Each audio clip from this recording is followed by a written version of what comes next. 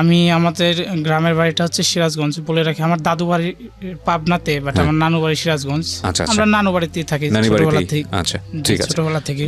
তো সেখানে আমার বেড়ে ওঠা। আমার বাবা, মানে এটা হচ্ছে আমার জন্মের আগের, আমার বাবা ঢাকাতে চাকরি করতো, সেটা কলা বাগানে। তো আমার আম্মু জায়গায় জব করতো গার্মেন্টসে ছোটবেলা থেকে। তো তখন ওখান থেকে আমার আব্বুর সাথে আমার আম্মুর পরিচয়। তো পরিচয় হওয়ার পরে, এটা আমার আম্মুর কাছে শোনা আর কি, পরিচয় হওয়ার পরে আমার দাদিরা নাকি দেখে আমার আম্মুকে অনেক পছন্দ করছে, লাইক করছে। মানে আমার আম্মু ছোটোবেলা থেকে একটু নামাজ কালাম পড়তো, মানে ধার্মিক টাইপের ছিল, ধার্মিক। তো তার জন্য পছন্দ কইরা আর কি তারা প্রপোজাল দিয়া মানে বিয়ে করাইছে। তো বিয়ের পরে চলছে এমনি ভালোই, মানে সংসারটা ভালোই চলছিল। তখন আমার আব্বু দেখা যায় তো কাজ করতো ঢাকাতে, গাড়ি চালাইতো, আমার আম্মু জব করতো গার্মেন্টসে। তো এক পর্যায়ে যখন আমি পেটে আসলাম, তখন মানে আমার আম্মু চলে যায় দেশের বাড়িতে গার্মেন্টসের ছুটিতে আর কি, 1.5 মাস 2 মাস এমনি ছুটি দেয়। তো সেই ছুটিতে দেশের বাড়িতে চলে যায়।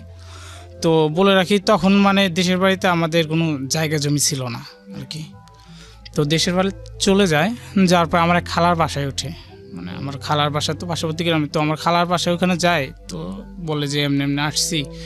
তো পরে খালা, ওনাদেরও খুব একটা ঘর ছিল না, পার্শ্ববর্তী ছোট একটা ঘর। তো বলছে যে ঠিক আছে, তুই পাশেই থাকিস। নানু বাড়িতে গেছে আপনার মা, আপনি তখন পেটে? আমি পেটে। আচ্ছা, ওকে। মানে ডেলিভারি হওয়ার জন্য আর কি নানু বাড়িতে গেছে।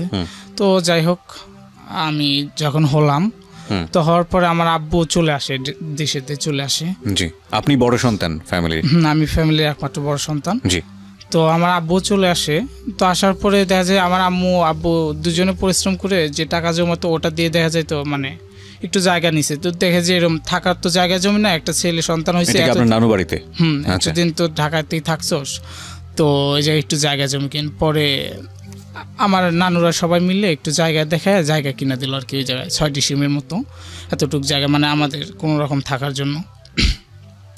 তো ওখানে ঘর বাড়ি করে ওখানে আমরা থাকতাছি। তো আমার আব্বু তখন মানে মেকানিক্যালের কাজ জানতো, তো মানে গ্যারেজে কাজ করতো, রিক্সা ভ্যান এগুলো সারতো। তো একটা দোকান দিয়েছে আমার আব্বু বাজারের পাশেই। তো আমি তখন মোটামুটি ভালোই বড় হয়েছি, 7 বছর 6 বছর আমার এরকম হবে কিছু। তো আমাকে স্কুলে ভর্তি করে দেওয়া হলো। আর আমার আব্বু দেখা যাচ্ছে গ্যারেজে কাজ করছে, তো আমাদের সংসারটা ভালোই চলছে। তো আমি তখন হয়তো ক্লাস 2তে বা 3তে পড়বো, এমন কিছু, মানে সঠিক আর কি মনে হচ্ছে না, ওই 2 বা 3 এমন। তো আমার আব্বু তখন হুট করে দোকানটা বিক্রি করে দিল। আচ্ছা, তো বিক্রি মানে কিসের গ্যারেজ ছিল এটা? এটা হচ্ছে আপনার মানে রিক্সা ভ্যান এগুলো সারতো। তো আমার আব্বু মানে সেটা দিয়ে আর কি সংসার চলতো। তো আমার আব্বু হুট করে বিক্রি করে দিল সংসার, মানে গ্যারেজটা কোনো ইস্যু ছাড়াই, মানে কি কারণ সেটা না বলেই এমনিতে মানে বিক্রি করে দিল। আসলে বলে রাখি, মানে ওই দোকানটা যে দেওয়া হয়েছে, মানে ওই দোকানের জন্য লোন নেওয়া হয়েছিল মানে 35,000 টাকা। তো দেখা গেল 2-4 মাস কিস্তি চালানো হয় নাই, মানে তার আগে দোকানটা, এখন কিস্তিটা কিন্তু ঠিকই টানতে হবে। তো দেখা গেল ওইটা ছাড়া আর কোনো ওয়ে নাই কিস্তিটা টানার মতো। তো মানে ওখান থেকে যা খরচ আছে সেটাতে চাল ডাল কিনতেছে, আর কিছু টাকা জমায় রেখে মাস শেষে কিস্তি দিচ্ছে মানে। তো হুট করে বিক্রি করে দিল। তো আমার আম্মু বললো যে কী ব্যাপার, এমনি তুমি এটা বিক্রি করে দিলা, তো এখন সংসারটা চলবে কেমনে, আর কিস্তিটা কেমনে দেবো? তো আমার আব্বু কিছু বলে না, এমনি একটু রাগারাগি পরে 2 থেকে 3 দিন মানে এমনি থাকার পরে একটু মন মেলামেলি আমার আব্বু আম্মুর সাথে। তো হুট করে আমার আব্বু কিছু না বলে চলে যায়, মানে ঢাকাতে আর কি চলে আসে। তো সেই যে চলে আসে, মানে সেদিনকে আমার কান্নাকাটি করতেছে, আমি যে আব্বু কিছু বললা। বয়স তখন কত? আমার বয়স 7 বছর। ক্লাস 2তে পড়েন? জি, ক্লাস 2তে পড়ি, 7 বছর বয়স হবে। তো আমার মানে আম্মু বলতেছে কি ব্যাপার, গেল কোথায়? মানে আমাদের যারা মানে কাজিন ছিল, মানে আত্মীয় স্বজন যারা ছিল, তাদের সবার বাসায় মানে খোঁজ নেওয়া হইলো, বাট কোনো পাওয়া গেল না যে সে গেছে ওখানে। তো গেল কই? এইভাবে দেখা যাচ্ছে 1 দিন 2 দিন 4 দিন চলে যাচ্ছে, কোনো ফোন টোন কিচ্ছু নাই, কোনো যোগাযোগও নাই। এইভাবে থাকতে থাকতে এই যে আব্বু যে চলে গেল, আর ফিরে আসা নাই। তো এর মধ্যে দেখা যাচ্ছে 1 মাস 2 মাস চলে যাচ্ছে, কিন্তু ওইদিকে কিস্তিটা যে আছে ওটা কিন্তু ঠিকই টানতে হচ্ছে। তারা তো আর সেটা মানবে না যে সে কোথায় গেল বা কি করলো, বাট তাদেরই হচ্ছে তাদের কাছ থেকে টাকা নিচ্ছে, তাকে দিতে হবে। তো আমার মা এই যে একটা প্যারার ভিতর পড়ে গেল যে সে কেমনে একটা মহিলা মানুষ এত টাকা 30 থেকে 35 হাজার টাকার কিস্তি, আবার সংসার। তো তখন করলো কি, আমার আম্মু ফার্স্ট কিস্তি হয়তো কারোর কাছ থেকে ধার নিয়ে দিল, তো এখন সেকেন্ড টাইম কেমনে দিব। তো আমার আম্মু দেখলো যে এক টাইম লোকের বাড়িতে কাজ করা শুরু করে দিল। তো এর ভিতরে আমাকে নিয়েও মানে তাদের অনেকটাই কষ্ট হয়ে যায়। দেখা গেল সামনে ঈদের মানে এই যে চলে গেল, যাওয়ার প্রায় 2 মাস বা 3 মাস পরে মানে ঈদ আসলো। তো তখনও মানে আমার বাবার কোনো খোঁজ খবর নাই। তো ঈদের সময় দেখা গেল সবাই নতুন কাপড় চোপড় পরে, মানে আমার থাকে না, তখন তো আর অতটা বুঝছিল না যে নতুন কাপড় চোপড়, শুধু জানতাম কোথা থেকে আসবে সেটা জানি না, কিন্তু দিতে হবে নতুন কাপড় চোপড় এমন কিছু। তোমার মা আমার কাছে চাইতাম যখন, আমার মা কান্না করতো প্রচুর, মানে কোথা থেকে দিবে, সেই অ্যাবিলিটি তার নাই, সে দেবে কোথা থেকে, প্রচুর কান্না করতো। তো একসময় দেখা যেত কি, অন্যরা যাদের বাড়িতে কাজ করতো তাদের বাড়ির মানে ছেলেপেলেরা যেগুলো ইউজ করতো সেই পুরান কাপড় চোপড় নিয়ে আসছে, নিয়ে এসে কাইচা দিয়া সেগুলো পরতে দিছে ঈদের দিন, সেগুলো পড়তে দিছে এবং আপনি সেগুলোই পড়েছেন। সেগুলো আমি মানে নিতে চাচ্ছি না। তোমার মা আমাকে বলতেছে যে বাবা দেখ, তোর বাবা তো এমনি চলে গেছে, এই যে কিস্তি টানতে হয়, তোদের খাওয়া খরচ, তারপরে এত কিছু আমি কেমনে দেবো। তো তখন আমি ওগুলো পরে ঈদের দিন গেলাম। আমি বলে রাখি মানে ঈদের দিন এমন একটা সিচুয়েশন ছিল, সবার বাড়িতে দেখা যায় যে ঈদের দিন ভালো মন্দ কিছু রান্না বান্না এমন কিছু হয়, বাট আমাদের মানে সেরকমই ছিল না রান্না। ঈদের দিন দেখা যেত আমাদের চুলায় জ্বলতো না। যেদিন ঈদ হলো ঈদের দিন দেখা যেত যে মানে কি বলবো, বাসি ভাতটা এগুলা ছিল, এগুলা খেয়ে থাকা হয়েছে ঈদের দিন। তারপর নাস্তা কেনার মতো পয়সাও ছিল না আমাদের কাছে, আমার মার কাছে। বাবা তো তখন খোঁজ খবর নেই, যে সময়ের গল্পটা বলছেন। বাবার তখন খোঁজ খবর নেই। বলেন তারপর। আমার মা যাদের বাড়ি কাজ করতো, তো ওটা হচ্ছে চেয়ারম্যান ছিল, চেয়ারম্যান বাড়িতে কাজ করতো। তো সেই চেয়ারম্যানের বাবা বলতেছে যে তোর তো এমনি কষ্ট হয়, তার কর, তো ছেলেটাকে আমাদের মাদ্রাসায় দে, যেন পড়ুক, তো তো তুই অনেকটা স্বস্তি পাবে, ছেলেটারও পড়াশোনা হলো। তো আমার মা ওই মাদ্রাসায় দেয়। যাওয়ার পরে আমাদের যে মানে প্রতিবেশী যারা, তারা আর এটা মানতেছে না, কয় যে মানে এটা এখানে মানে মাঝহাব নিয়ে একটা দ্বন্দ্ব হইলো, যে মানে আমরা হচ্ছে হানাফি মাঝহাবের লোক, আর আমি যে মাদ্রাসায় গেছি ওটা হচ্ছে মানে আহলে হাদিস। আচ্ছা। তো বলতেছে তোরা মানে এই মাঝহাবের লোক মানে ওই জায়গায় দিছস, মানে পোলাপান্ত উল্টাপাল্টা মানে যাইতে দিব না আর কি, এই ধরনের ওই মাদ্রাসায় পড়াইতে দিব না। জি। তো আমার মা কি করব, সেখান থেকে মানে আমাকে আর পড়তে দিল না। আমার প্রতিবেশী যারা, তারা মানে ওই জায়গায় যারা গণ্যমান্য লোক ছিল তারা আমাদের গ্রামের, তো ওখান থেকে নিয়ে আসলো। নিয়ে আসার পরে এখন স্কুলে দেওয়া দেখা যায় যে খাতা বই এগুলো সব তো কিনে দিতে হয়, বই খাতা মাতা, তো আমার মা পারছে না। তো তখন আমাকে এক জায়গায় কাজে দেয়, মানে আমাদের প্রতিবেশী একটা ছিল, তো সে বলতেছে দেখ তো ছেলেকে নিয়ে এইভাবে সমস্যা হচ্ছে, তো এক কাজ কর, আমার বোনের বাসায় কাজে দে। আচ্ছা। বলতেছে আমার মা আর কি মানে দিতে চাচ্ছে না, কিন্তু মায়ের মন, মা কি চায় যে কারো ছেলে যাক কাজ করুক এই এতটুকু বয়সে। তখন আমার বয়স 7 বছর। গেলাম আমি, তারা বললো যে আমাকে প্রতিশ্রুতি দিয়ে নিয়ে গেল যে আমাকে লেখাপড়া করাবে। আগে থেকে আমার মানে লেখাপড়ার প্রতি একটা ইন্টারেস্ট ছিল, মানে আমি লেখাপড়া করব, ভালো কিছু করব, এমন কিছুই ছিল।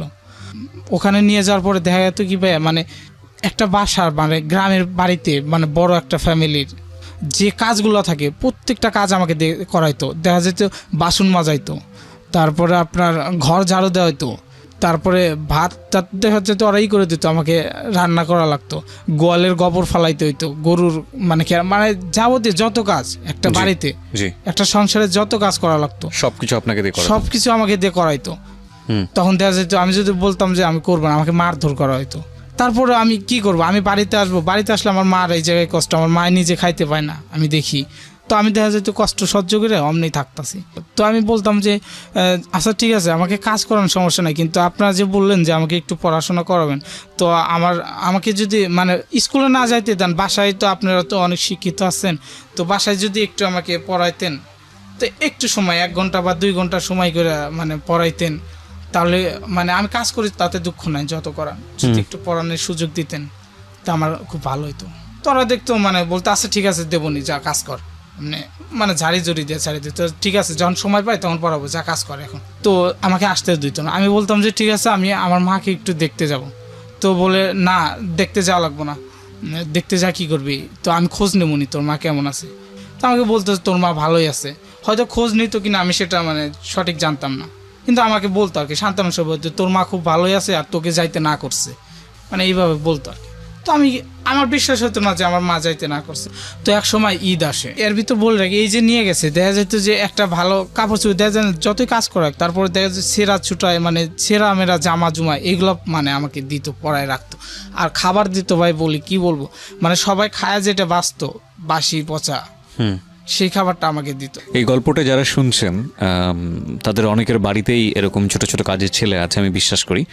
রেডিওতে শোনার পরে আপনার ভেতরে যে অনুভূতিটা হচ্ছে সেটা হয়তো একটা সফট অনুভূতি, কিন্তু এই অনুষ্ঠানটা যদি কোনো একটা সিচুয়েশনাল প্রেক্ষাপটে আপনার যদি ধরনের কোনো মেন্টালিটি থাকে যেটা আসলে ওই শিশুর বড় হওয়ার জন্য খুব কষ্টকর, তাহলে আমার মনে হয় আপনি পরিবর্তন করে একটা অনেক বড় পুণ্যের ভাগিদার হতে পারেন। আর মানে সবচেয়ে বড় কথা হচ্ছে নিজের ভেতরের তো একটা মনুষ্যত্ব আছে, আমরা তো মানুষ, তাই না? তো সেই জায়গার একটা আত্মতৃপ্তির ব্যাপার আছে, সেটাকে আপনি জাগ্রত করতে পারেন। এবং আমরা সবসময় একটা কথা বলি, যে মানুষ যে অবস্থায় থাকুক না কেন, ভুল শুদ্ধ সব কিছু মিলিয়ে আমরা মানুষ। এবং আমরা জন্মের পর থেকে অনেক কিছু সমাজের কাছ থেকে শিখি এবং আমরা ধরে নেই যে এটাই নিয়ম, কিন্তু অবশ্যই আমাদের এথিক্স এবং বিবেকবোধের জায়গা থেকে সব কিছুই প্রশ্ন করা উচিত। আপনি ছোটোবেলা থেকেই হয়তো পরিবারে বড় হচ্ছেন, বিশেষ করে ও যে পরিবারের গল্পটা করছিল, ওই পরিবারে যদি একটা ছোট ছেলে থেকে থাকে, সে হয়তো মনে করবে যে চাকর বাকরের সাথে এইরকম আচরণ করাটাই বোধহয় নিয়ম এবং এটার মধ্যে কোনো ভুল নেই। ও বড় হয়ে কিন্তু ওর পরিবারে যদি এরকম কোনো ছেলে আসে, ও এরকমই আচরণ করবে। কিন্তু আমরা আসলে প্রতিনিয়তই সমাজের কাছ থেকে এটা শিখছি, এবং শিখছি বিনা বাক্য ব্যয়ে, বিনা প্রশ্ন ব্যয়ে এটা শিখছি। কিন্তু মানবিক জায়গা থেকে আমাদের এই জিনিসগুলো নিয়ে প্রশ্ন করার আছে। সোশ্যাল সাইটে বিশেষ করে ফেসবুকে এরকম কোনো সেলিব্রিটির কোনো ছবি চলে আসলে, যে সেলিব্রিটি তো খাওয়া দাওয়া করছে, পাশে হয়তো কাজের মেয়েটা দাঁড়িয়ে আছে। আমি নিজেও একটা পোস্ট করেছিলাম কিছুদিন আগে, আমি একটা রেস্টুরেন্টে খাচ্ছিলাম এবং সেই রেস্টুরেন্টে আমি দেখলাম যে বাবা খাচ্ছে, মা খাচ্ছে, ছোট একটা বাচ্চা সেও খাচ্ছে, এবং কাজের মেয়েটাকে তারা যেটা করেছে, টেবিলের পাশে বসিয়ে উল্টো দিক করে ঘুরে বসতে বলেছে। চিন্তা করে দেখুন কতটা ভয়ানক হতে পারে, কতটা ভয়ানক পাশবিক নির্লজ্জ মানসিকতা হতে পারে। এইরকম রেস্টুরেন্টে সাধারণত শিক্ষিত মানুষরাই যায়, এরকম রেস্টুরেন্টে সাধারণত পড়াশোনাওয়ালা মানুষ, পয়সাদার মানুষ যারা, তারাই যায়। তো শিক্ষিত পড়াশোনা বিশ্ববিদ্যালয়ে পড়ুয়া একটা মানুষের বিবেক আর 10টা মানুষের চেয়ে একটু ডিফারেন্ট হবে, ভালো হবে, এটাই তো আমরা এক্সপেক্ট করি, তাই না? তো সেরকম একটা পরিবারের কর্তা যিনি, তিনি খাচ্ছেন, পরিবারের কর্ত্রী যিনি, মানে যিনি সংসার সামলান, আমি তার ওয়াইফের কথা বলছি, তিনি খাচ্ছেন, তাদের একটা ছোটো বাচ্চা আছে, সেও খাচ্ছে, এবং এই টেবিলেই একটা চেয়ার উল্টো দিক করে ঘুরিয়ে রাখা, সেখানে কাজের মেয়েটাকে বসিয়ে রাখা হয়েছে। আমরা কি মানুষ? এই ছবিটা যখন ফেসবুকে আমি ছাড়লাম, সেখানে বিভিন্ন রকমের কমেন্টস এসছে, আজে বাজে গালি এসছে। এবং ফেসবুকের কথাটা আমি এই কারণেই বলছি, যারা গালি দিয়েছেন, যারা বকা দিয়েছেন ওই ফ্যামিলিটিকে, তাদের মধ্যে অনেকেই এরকম করেন। আমরা সোশ্যাল সাইটে এসে যতটা ভদ্র এবং অভদ্র হই, আমি আবার সেন্টেন্সটা রিপিট করছি, যতটা ভদ্র, বিবেকবান এবং অভদ্র হই, আমাদের ব্যক্তি জীবনে আমরা সেটা নই, আসলেই নই। এই কারণে আমরা এটাকে খুব গুরুত্ব সহকারে নেই না, হয়তো ইদানিং নেওয়া শুরু করছি, নেই না আসলে। এবং যে কারণেই অনেক সময় আমরা যে আচরণটা করা উচিত সেটা বুঝে উঠতে পারি না, হ্যাঁ, এবং যেটা এক্সপেক্টেড সেটা বুঝে উঠতে পারি না। তো সেই জায়গাটা থেকে আমি সবাইকে রিকোয়েস্ট করব যে বিশেষ করে মানুষের প্রতি আচরণ, ঘরের মানুষ, এবং সে কিন্তু আপনার ফ্যামিলি মেম্বার, যেই বাচ্চাটা আপনার বাসায় কাজ করছে, যদিও তো আইনত আমি জানি যে শিশুশ্রম বৈধ না, তারপরেও আমি একটু সুযোগ পেয়েছি বলে একটু এই জায়গাটা একটু বললাম যে যদি কখনো এরকম হয়, এই বাচ্চাটাকে আপনি একটা মানবিক মর্যাদায় বড় করুন। মানবিক মর্যাদা, আমি বলছি না যে আপনার সন্তানকে আপনি যাই খাওয়াবেন ওকেও তাই খাওয়ান, এটা হয়তো আপনার জায়গা থেকে সম্ভব না। আপনার সন্তানকে যেভাবে ট্রিট করবেন ওকেও সেভাবে ট্রিট করবেন, যদিও ধর্মে সে কথাটাই বলা আছে, কিন্তু অ্যাটলিস্ট মানবিক আচরণটা করুন, হ্যাঁ। এবং এই মানবিক আচরণটা এমনও হতে পারে যে কার ভাগ্যে আসলে কী লেখা আছে আমরা তো জানি না, যে আপনার সন্তান হয়তো আপনাকে ঈদ চলে আসলো, তো আমি বলতেছি আমি বাড়িতে যাব, তো বলতেছে না কেন যাবি, বাড়িতে যাবি, ঈদের দিন এরকম মানে মানুষজন আসবে, অনেক লোকজন আসবে, তো অনেক গ্যামজাম থাকবে, একটু কাজ বাজ করতে হবে, তো তুই ঈদের পরের দিন যাস। তো আমি অনেক কান্নাকাটি করতেছি, তো যখন দেখছি তারা আমাকে আর মানাতে পারছে না, কিছুতেই মানে বুঝাতে পারছে না, তো তখন মানে এক পর্যায়ে রাজি হয় যে আচ্ছা ঠিক আছে যাস। তো যাবি কেন, ঈদের দিন যাবি, ঈদের আগের দিন যাইতে পারবি না। তো ঈদের দিন দেখা যায় তো বাড়ির সব কাজ, অনেক সকালে উঠছি, ওইটা যতগুলো কাজ আছে মানে কাজ সব কিছু কমপ্লিট কইরা তারপরে সবাই মাঠে নামাজে যাচ্ছে, তখন মানে আমাকে যে নিয়ে গেছিলো কাজে, ওর গাড়ি আছে মোটর সাইকেল, তো মোটর সাইকেলে উঠাইয়া রাস্তায় নামাই দিল, রাস্তা থেকে একটু দূরে আমাদের বাড়ি। তো আমাকে যখন নামাই দিল দেখি সবাই মাঠে যাচ্ছে, তো নামাই দিয়ে আমার হাতে 150 কি 200 টাকা দিল, দিয়ে বলতেছে ঠিক আছে যা তুই। তো যাস, আমি তোকে আবার নিতে আসবো নি। তো আমি বললাম আমি কিন্তু আজকে বা 2-4 দিনের ভিতরে আমি আর যাব না। তো আমি চলে গেলাম। আমি তো খুশি যে আমার নামাজ দিছি, এতদিন পরে বাড়িতে আসলাম, সবাই মাঠে যাচ্ছে। তো আমি দৌড়ায় বাড়িতে গেছি। বাড়ির পাশে যা দেখি, তখন দেখি আমার মা কান্না করতেছে, অনেক কান্না। তো আমি যখন মাকে ডাক দিলাম, মা আমাকে দেখা আমাকে জড়ায় ধরে আরও বেশি কান্না শুরু করে, হাউমাউ করে কান্না শুরু করে দিল। বলতেছে যে তুই এতদিন খোঁজ খবর নাস নাই, এই যে ওদের কাছে বলছি যে তুই একবার এলে বাড়িতে আয়, তুই নাকি বলছো যে আসবি না, তুই ওখানে ভালো আছোস, ওখানেই থাকবি, ওখানেই থাকস, অনেক ভালো আছোস, আমি তোকে এতদিন মানে দেখতে পারি না। আপনার মা গিয়ে দেখতে পারতো না ওখানে? না, আমার মাও যাইতো না। যেত না কেন? বলতো ওরা আইসা বলতো যে ও ভালো আছে ওখানে, এখন আসবে না, যায় না, এমনি আচ্ছা, হয়তো বলতো। আর আমি বলতাম আমি আমার মার কাছে যাব, ওরা আমাকে বলতো যে আমার মা খুব উল্টা ভালো মেসেজ আছে। দিত আর কি।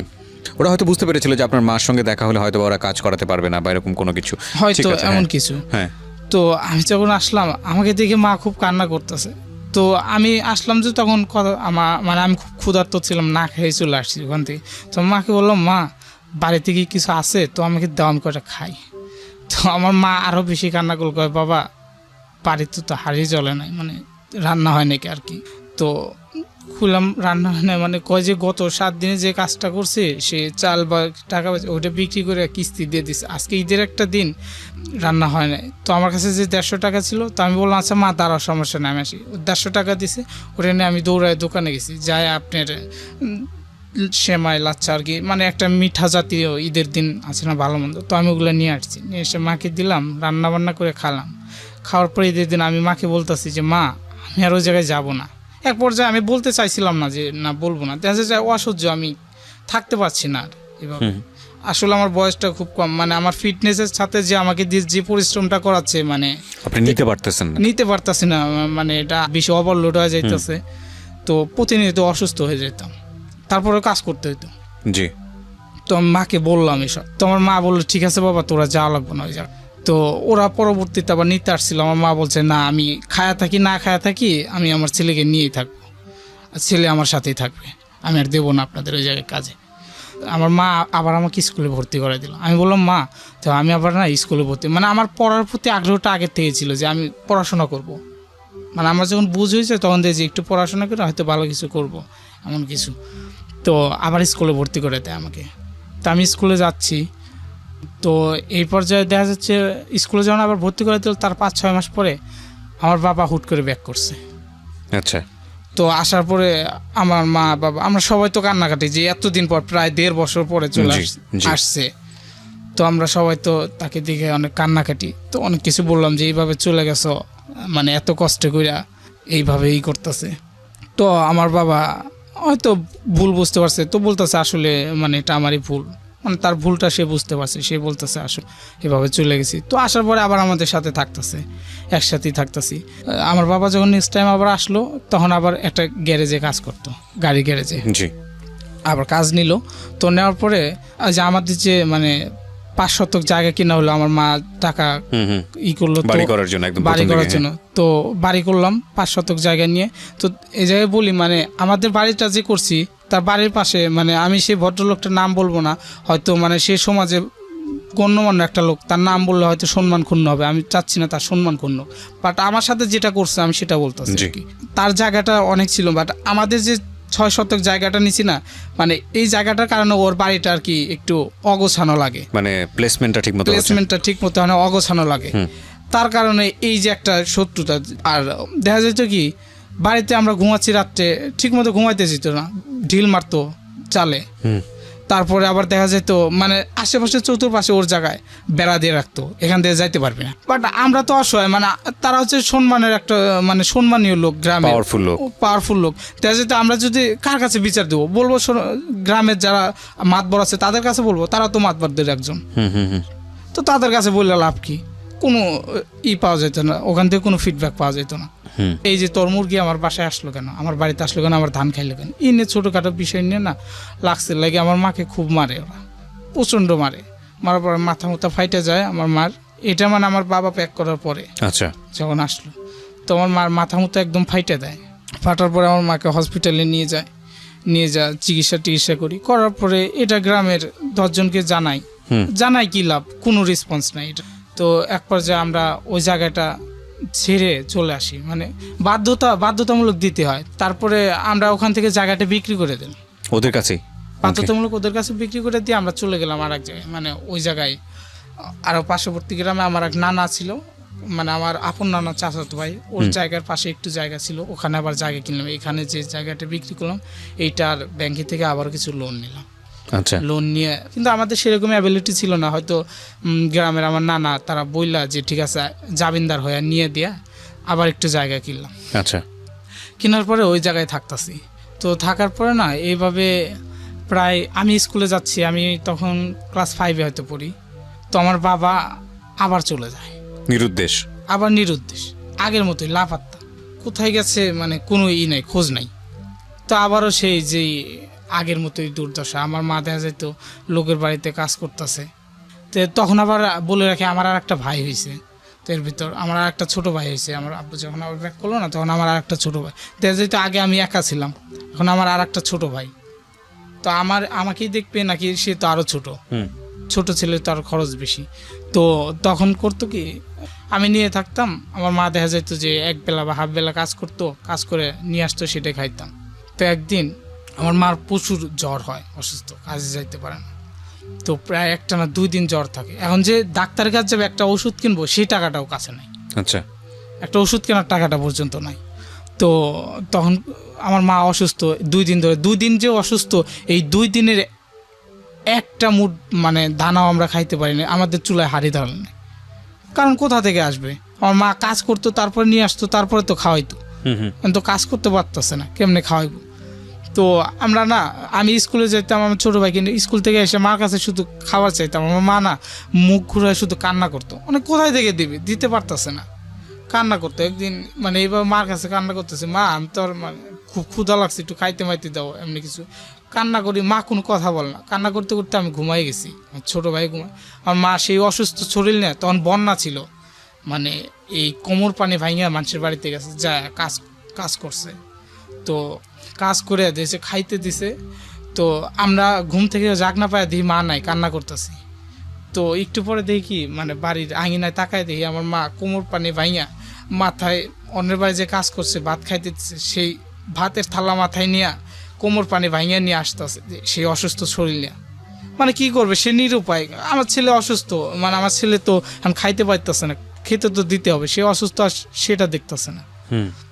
তো এরকম মাথায় ভাতের থালা নিয়ে কোমর পানি ভাঙিয়ে নিয়ে এসে ভাত নিয়ে এসে সেই ভাত আমাদেরকে খাওয়াইলো। তো খাওয়া দাওয়া এইভাবে দেখি আর কয়দিন চলবো। তো আমার মা আবার পাশের বাড়ির আর একটা লোক অফার দিল যে তো ছেলেটাকে কাজে দে। এবার তো একটু বড় সড়ো হয়েছে, তখন আমার মা বলতেছে বাবা, মানে তখন ঢাকাতে, এটা হচ্ছে আপনার খিলগাঁও, ওই দিকে একটা বাসায়। তো বলতেছে যে কাজে দে, ওখানে অনেক ভালো থাকবে, লোকেরা অনেক বড় লোক মানুষ, তো তোকেও দেখাশোনা করবে, আর টাকা পয়সাও দেবে, তোর ছেলে অনেক ভালো থাকবে লেখাপড়া। তো আমার মা বললো যে ঠিক আছে যা। আমি গেলাম। তো ওখানে যাওয়ার পরে তো ওখানে কাজে গেলাম, যখন আমার কাজ ছিল হয়তো মানে গাড়ি মারি মুছতাম, গাড়ি যখন ওরা আসতো অফিস শেষে গেটটা খুলে দিতাম, গাড়ি ঢুকাইতাম, এতটুকুই। তো ওরা বেশ মাসখানেক থাকলাম ভালোই। মানে ওখানে যে মানে বাড়িয়ালি যে ছিল সেই আন্টিটা, উনি খুব ভালো ছিল, নানি বলতাম ওই নানিটা, বাট ওনার ছেলেরা আমার সাথে খুব খারাপ ব্যবহার করতো, একটা ছেলে। তো ওই ছেলেটা দেখা যেত কি, হয়তো সকালবেলা সে গাড়ি বের করবে না, আমি আমার রুমে আছি, একটু দেরি হয়তো মানে আমাকে নক করবে, যদি নক করতো, যখনই নক করতো তখনই মারতো, নক করা লাগবে কেন? আচ্ছা, তুই নক করার বসে থাকিস কেন, আগে আসতে পারিস না? তোর নক করে ডেকে নিয়ে আসা লাগবো। তাই যেতে মারতো আমাকে, এরকম মানে চর থাপড় দিত, মারতো। তো একদিন না মানে সে আসছে, তো আমি আবার 3 তলায় গেছি, ওর আর এক ভাইয়ের বাসায় বাজারের জন্য দিছে, বাজারটা নিয়ে 3 তলায় গেছি। তো ওই ছোট ভাই আসছে, আসার পরে আমার গেট খুলতে দেরি হয়েছে। তো উনি আইসা যখন খুলে দিছি, আইসা ভিতরে গাড়িটা ঢুকায় বেত নিয়ে 3-4টা বেত এক জায়গায় করে নিয়ে আমার মারছে প্রচুর, একদিন মারতে মারতে উঠোনে ফালাই দিছে যে তুই, আমি গেটে এতক্ষণ ধরে দাঁড়ায় আছি, তুই গেছিলি কই, এই বলে মানে প্রচুর মারধর করছে আমাকে। মারধর করার পরে আমি কি করব, মানে ওখানে থাকতে হবে আর কি, না থেকে তো উপায় নাই, সে আগের মতোই। তো আমি মারধর খায় ওখানে থাকতাম। তো থাকার পরে দেখা যেত ওখান থেকে কিছু টাকা পাইতাম, তো ওই টাকাটা বাড়িতে দিলে আমার মা আর কি মানে আগে যেখানে করতাম ও টাকা পয়সা দিত, আবার মারধর করতো, বাট মানে ওর টাকা পয়সা দিত কিছু, সেটা মাকে দিলে কিস্তিটা চালাইতে পারতো, মানে মার সংসারটা মোটামুটি ভালোই চলতো, আমার ছোটো ভাইকে নিয়ে ভালোই চালাইতে পারতো, আমি কিছু টাকা দিতাম। তো তারপরে দেখতাম যে যতই কষ্ট হোক এখানে থাকবো। তো একদিন আমাকে পাঠাইছে হচ্ছে আপনার মুরগি আনতে, বুঝছেন? তো মুরগি আনার জন্য বাসায় যা মুরগি নিয়ে আসে। তো মুরগি আনতেছি, মুরগির দাম হয়তো 300 টাকা ছিল, হয়তো কেজিতে আজকে হিসাব আসছে 300 টাকা। তো উনি আমার কাছে পাঠাইতেছিল 200 টাকা মানে এমন কিছু। আমি মুরগিটা নিয়ে আসছি হয়তো বাকি থেকে 50 টাকা বাকি রেখে আসছি। আসার পর ওনাকে এসে বলছি যে আসলে মানে মুরগির দাম তো 300 টাকা হয়েছে, আপনি তো 250 টাকা দিয়েছিলেন, মানে 50 টাকা বাকি রেখে আসছি। তো তো সে হয়তো তার খেয়াল ছিল না কি সেটা জানে না, সে বলতেছে তোরে না আমি 300 টাকা দিলাম, 50 টাকা আবার কী করলি তুই, মানে মিথ্যাটা বলতেছিস কী করলি 50 টাকা বল। পরে রুমের ভিতর ঢুকাইয়া আমারে মানে 50 টাকার জন্য এমন মারে 4-5টা, মানে দেখা যেত যখন মাঝে মাঝে মারতো না, আমি চিল্লাফাল্লা করতাম, ওর মা উপর থেকে নেমে আসতো, নেমে এসে হয়তো ঠেকাইতো। ওর মা খুব ভালো মানুষ ছিল, জি। তো থামাইতো যে ঠিক আছে তুই ছেলেটাকে এইভাবে মারাস কেনা, যাই হোক ভুল করতেই পারে তাই ওকে মারতে হবে এমন কিছু, মানে ওর মা খুব ভালো ছিল। তো সেদিন করে কি দরজা লাগায়, মানে যাতে কেউ না আসতে পারে, দরজা লাগায় আমাকে এত মারে জায়গায় জায়গায় ফাইটে ফুটে যায়, এখনও সেই দাগ আছেই। একবার মাইরা রক্তাক্ত করে ফেলায়, মানে যখন দেখতেছে যে মানে তার যতক্ষণ মানে খায়েশ না মিটতেছে ততক্ষণ মারতেইছে। তো এইভাবে এক পর্যায়ে যখন আমি সেন্সলেস হয়ে গেলাম তখন সে দরজাটা খুলে দিয়ে চলে আসলো। তো তারপর হয়তো আমাকে পানি ঢাইলা সুস্থ করা হলো। আর একটা বিরতি নিব প্রিয় শ্রোতা। ফুলে পানি দিতেছি, হয়তো আপনার শরীরে মানে একটু পড়ছে, তো ভাই কিছু মনে করে না। তখন করছে কি এতটুকু ইটের আতলা তুইলা মানে ঢিল মারছে, নিচ থেকে উপর দিকে ঢিল মারছে। তো মারার পরে ঢিলটা আমার মাথায় পড়ছে, উপর দিকে ওইটা নিচ দিকে মাথায় পড়ছে। পরে আমার একটু রাগ হইলো, হওয়ার পরে আমি আবার করলাম কি ওই ইটাটা তুইলা আমি আবার উপর থেকে নিচ দিক ছুঁড়ে দিচ্ছি। তো আমি আবার মানে তখন আমি একটু রাগেই মারছি আর কি, তখন হয়তো মানে সেইভাবে ভাবতাম না যে এটার জন্য হয়তো বড় কিছু হবে। তো ও এইদিকে উপর দিকে তাকায় আছে, তো যখন ঢিলটা ছুটছি তখন ঢিলটা যাওয়ার চোখে পড়ে, বড় একটা ইটের আদলা উপর থেকে মারছি, ওই দিক তাকায় আছে, চোখে যা লাগছে, লাগার পরে তো চোখ দিয়ে ব্লাড হইতেছে, ও নগদ ওই জায়গায় পড়ে গেছে। আমি তো ভয় যে আল্লাহ কি করলাম, এটা একদম বিকৃত হয়ে গেছে, সেইটা হয়তো গেছে এমন কিছু, অনেক জোরে ছুটছি। তো তখন তো বাসার সবাই তো মানে একটু পাওয়ারফুল লোক, তারা অনেক সবাই খেপে টেপে যায়। তো বাসায় আসে, এক পর্যায়ে বাসায় এসে মানে ভাঙচুর এই অবস্থা, মানে কাটারি মাটারি এটা সেটা নিয়ে এসে মানে দরজা ধাক্কাইতেছে, দরজা তো নক করে দেওয়া, বলতেছে যে বাড়ির আরও যারা ছিল তারা বলতেছে আচ্ছা ঠিক আছে যাই হোক, একটা মানে এর একটা শুরু হবে, আসুক ভাই আপনার এরকম উত্তেজিত হইেন না। তোরা বলতেছে যে ছেলেটাকে বের করে দেয়, তারপরে বিচার যা করা লাগে আমরা করতেছি, কিন্তু ছেলেটাকে দিতেই হবে, মানে ওরাও উশৃঙ্খল হয়ে গেছে এক পর্যায়ে কাটায়। তো আমি তো ভয় কি করব, পরে ওরা উপরে আসে আমাকে খুঁজতে, তো আমি তো ভয় করছি কি মানে ছাদে যে টাঙ্কি থাকে টাঙ্কির ভিতরে ফলাইছি যাতে আমার আর না পায় খুঁজা। জি। তো তখন ওরা মানে খুঁজা মুজা যায় আর পায় না পায়া আমাকে খুঁজা পায় না, পরে নিচে যায়, মানে ওরা তো নিচে দেখা যায় এক পর্যায়ে মানে ওই জায়গা থেকে নড়তাইছে না এমন অবস্থা, 3-4 ঘন্টা হয়ে যাইতেছে ওই জায়গায় বসে আছে, ওকে দিতে হবে, ওদের কথা হলো যে ওকে বের করে দিতে হবে। তো তখন মানে ওই আমি যে বাসায় কাজ করতাম না, ওই বাসার মালিক একজন ছিল চক্ষু মানে বিশেষজ্ঞ ডাক্তার। তো উনি ইমিডিয়েটলি ওনাকে নিয়ে হসপিটালে যাওয়ার পরে মানে অপারেশন থিয়েটারে নিয়ে দেখে মানে চোখ একটা এটা বাতিল আর কি। আচ্ছা। চোখটাই পুরা হয়ে গেছে গা, নষ্ট হয়ে গেছে গা, একটা চোখ কানা, তো এক চোখ অন্ধ হয়ে গেছে গা। তখন তো ওরা তো আরো বেশি বিগড়ে গেছে। তো তখন তো বাসায় ফোন দেয়া বলতেছে মানে আমার নানি যে আম্মু এমন এমন কথা, ছেলেটার চোখ তো ওইটা নষ্ট, একবার বাতিল হয়ে গেছে। এই নিউজটা তো ওরা শুনলে তো আরো বিক্রি, তো এখন কি করবো, ও কই, ওরা বলছে যে ওরে তো খুঁজা পাইতেছে না, ও গেছে কই। পরে আমি তো আবার টাঙ্কির ভিতরে পলাইছি, ওরা তো পুরো সাত খুঁজা দেখছে নাই।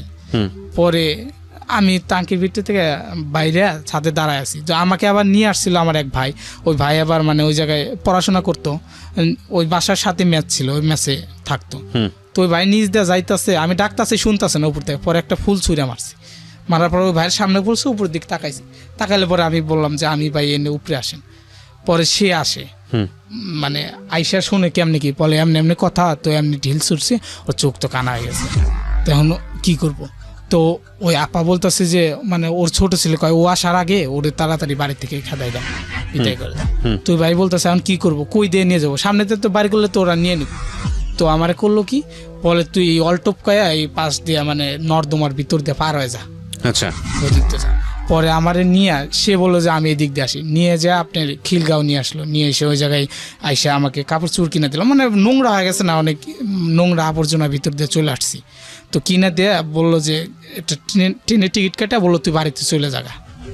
পরে আমি বাড়িতে চলে আসলাম, ওখান থেকে চলে আসার পরে মানে বাড়িতে যখন চলে আসলাম, আমার মা বললো যে কী ব্যাপার, আমরা দেখে হুট করে কোনো কথা নাই বার্তা নাই চলে আসলি। আমি বললাম যে এমন আমার কথা, তেমন একটা অ্যাক্সিডেন্ট হয়েছে, তার জন্য আমি চলে আসছি। হুম তো আবার বাড়িতে আসার পরে আবার আমি ওখানে আবার স্কুলে ভর্তি হলাম।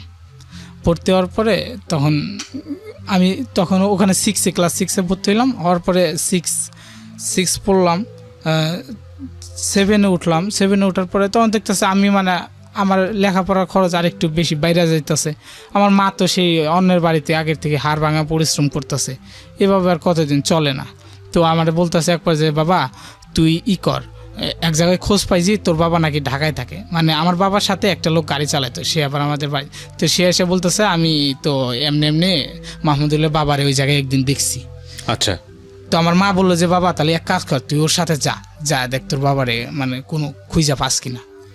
তো সে আমাকে নিয়ে যাইতে রাজি হলো। পরে তার সাথে আমি গেলাম, তখন আবার ঢাকায় আসলাম। তো তার সাথে ঢাকায় আসার পরে সে আমাকে দেখাই দিল আমার বাবার বাসা। আমি যখন হুট করে আমার বাবার সামনে তাকলাম, আমার বাবা তো অবাক যে কী ব্যাপার, হুট করে কোথায় থেকে এইভাবে আসলো। তো আমি বললাম বাবা এমনি এমনি কথা, তুই চলে আসছো, আমাদের এত কষ্ট এমনি এমনি। তো আমার বাবা কিছু বলে না, আচ্ছা ঠিক আছে আইসো, বসো, খাওয়া দাওয়া করো, মানে একটু রেস্ট নাও, অনেকদিন পরে আসছো। মানে পরে খাওয়া দাওয়া করলাম, রেস্ট নেওয়ার পরে দেখি একটু পরে একটা মহিলা আসলো। তো আমি তখনও জানি না যে আমার বাবা বিয়ে করছে। তো আমি বললাম এইটা কি, পরে বলতেছে এটা তোমার আম্মু, আমি এখানে এসে আবার বিয়ে করছি। ওকে তো আমি জেনে মানে অনেকটা কষ্টই পেলাম, আসলে এটা আর মাকে জানাইলাম না, যে হয়তো মা আরও কষ্ট পাবে জানানোর পরে। তো ওনার একটা সন্তান ছিল, মানে এখানে বিয়ে করার পরে আরেকটা মেয়ে হয়েছে এই পক্ষে। তো আমার বাবা বলতেছে যে তুমি আসছো এখানেই থাকো, ঠিক আছে আমি বাড়িতে টাকা পয়সা পাঠাবো, তো কিস্তি মিস্তি। তো আমি আসার পরে এই কথা বলার পরে বাবা কিছু টাকা পাঠাই দিল বাড়িতে, যে কিস্তি মিস্তি মানে চলাফেরা অনেক কষ্ট, তো 1,000 হয়তো টাকা পাঠাই দিল। দেওয়ার পরে তো আমাকে বলতেছে তুমি এখানেই থাকো। তো মাও বলতেছে আচ্ছা ঠিক আছে তোর বাবার কাছেই থাক, সমস্যা কি, তোর বাবা টাকা পয়সা পাঠায় বাড়িতে, একটু স্বস্তি হোক, কিস্তি মিস্তিও চালামুনি, আমি দেখি চলবো একরকম, তুই থাক, তুই ভালো থাকতে পারবি ওই জায়গায়, তোর বাবার কাছেই থাক। তো বাবা এই জায়গায় থাকতাম। তো ওই যে আবার বিয়ে করছে, আমি ওনাকে আন্টি বলে ডাকতাম, মা বলতাম না কখনো। আচ্ছা আচ্ছা তো ওই আন্টির একটা মেয়ে ছিল ছোট। তো আমি যখন আসলাম তখন আমার বাবা বলতেছে যে তুমি ওর দেখাশোনা করো, তোমার আন্টি চাকরি করে। তখন আমাকে বাসায় রেখে আমি ওই ছেলেটা মানে একটা মা যেভাবে ছেলেটাকে মেয়ে লালন পালন করে, আমি ওই মেয়েটাকে সেইভাবে মানে দেখাশোনা করতাম। উনি চাকরি করতো, আচ্ছা। আন্টিটা চাকরি করতো, আমার বাবা কাজ করতো ডেলি লেবারে। দেখা যেত বাসায় মানে আমি সারাদিন ওর লালন পালন করতাম, ওরা কাজ করতো।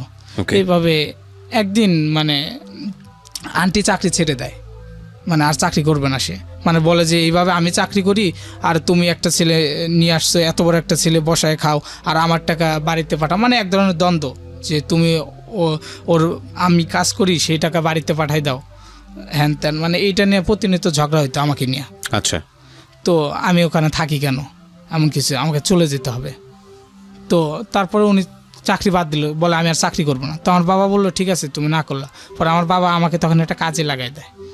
তো ওই পিঠা বিক্রি করতাম আমি, তো তখন কাজে লাগাই দেয়, আমি পিঠা বিক্রি করি, আমি কিছু টাকা মানে রোজগার করতাম, আমার বাবাই রোজগার করতো, উনি বাসায় বসে বসে খাইতো। তো খাইতো আর দেখা যেত যে আমার সাথে প্রতিনিয়ত খারাপ ব্যবহার করতো, আচ্ছা একটু খারাপ বিহেভ করতো এই ধরনের।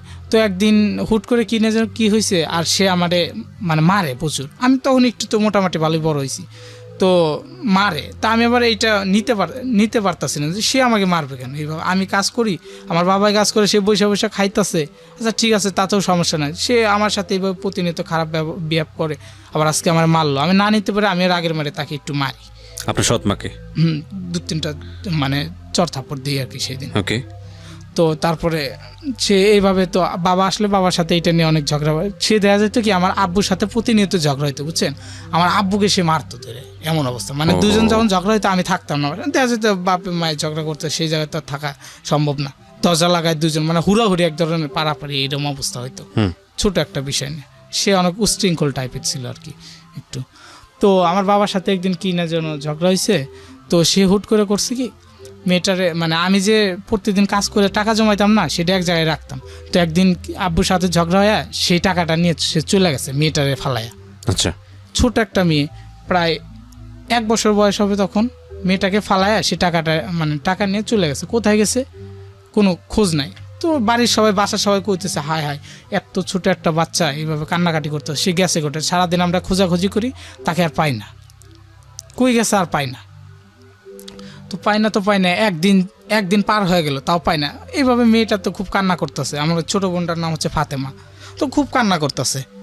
তো পাই না, তো সবাই বলতেছে যে এইভাবে তো অনেক কষ্টে, এত ছোট একটা মেয়ে কেমনি কি করব। পরে আমি করলাম কি, 2 দিন চলে গেল, 3 দিন চলে গেল।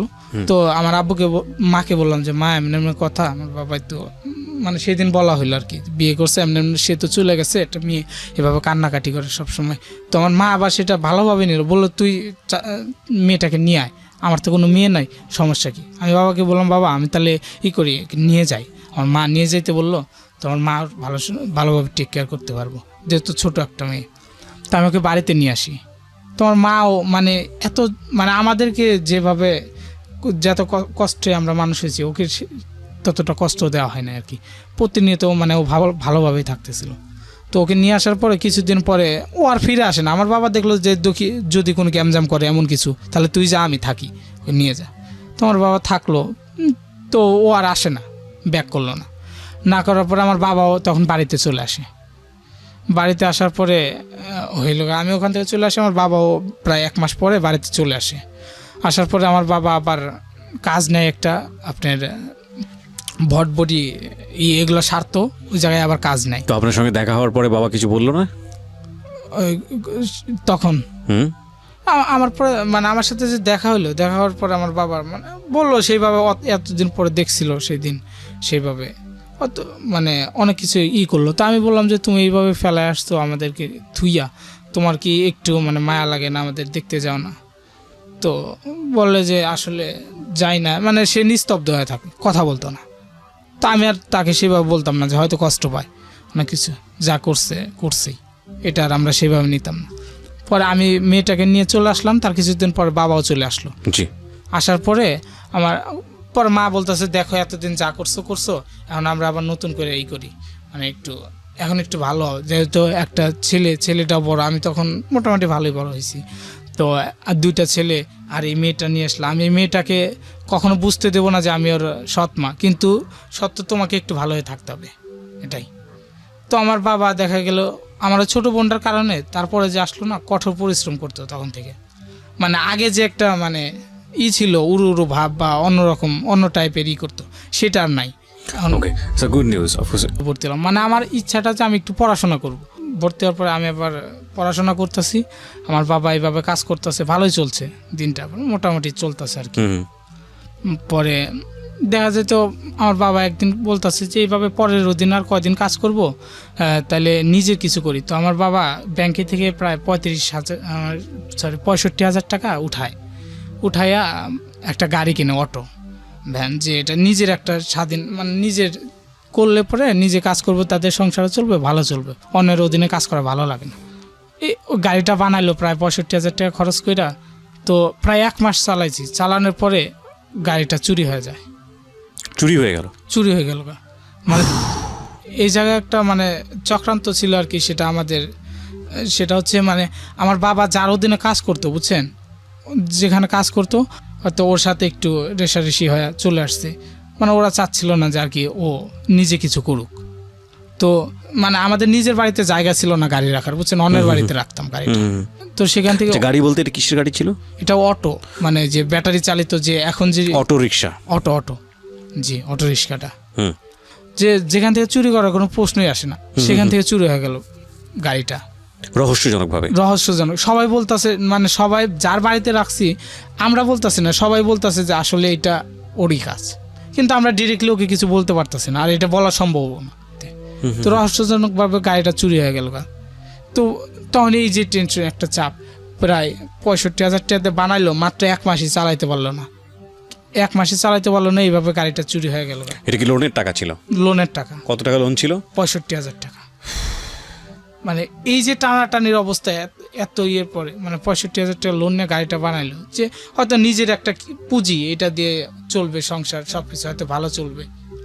তো গাড়িটা চুরি হয়ে গেল, এই যে একটা চাপ লোনে। তো আমার বাবা আবার মানে ওর কাছেই কাজে যায়। ওই তো এখন কী করবে, নিরুপায়। আর আমার বাবাও নিজে থেকে আর চায় না, বলে যে আমি আর ঢাকায় যাব না, আমি আর কখনোই ঢাকায় যাব না, আমি বাড়িতেই থাকবো।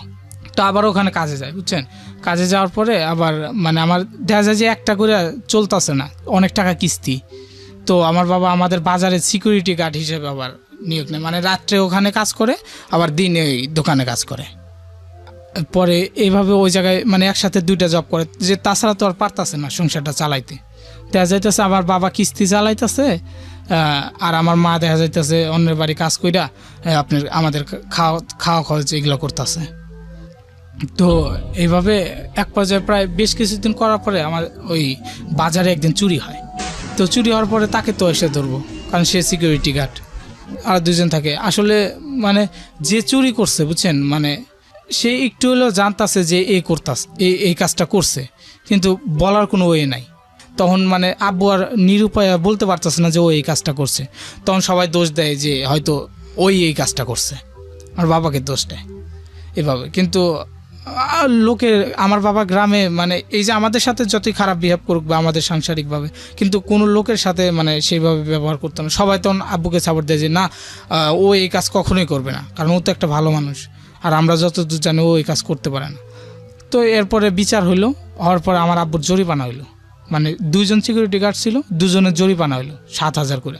তো আমাদের কাছে তখন এটা অনেক টাকা, 7,000 টাকা এমনিতে কিস্তি, তার উপর আবার এই জরিমানা, এটা এখন কোথায় থেকে দেবো? যাই হোক, 7,000 টাকা জরিমানা, আমার আব্বু সময় নেয়। নেওয়ার পরে মানে আমার একটা সাইকেল ছিল, সাইকেলটা বিক্রি করা হয়। তো সাইকেল বিক্রি করে তারপরে আমি আবার এর ভিতর বলে রাখি, আমি যে স্কুলে পড়াশোনা করতাম না, তারপরে নিজের খরচ চালানোর জন্য আমি কাজ করতাম।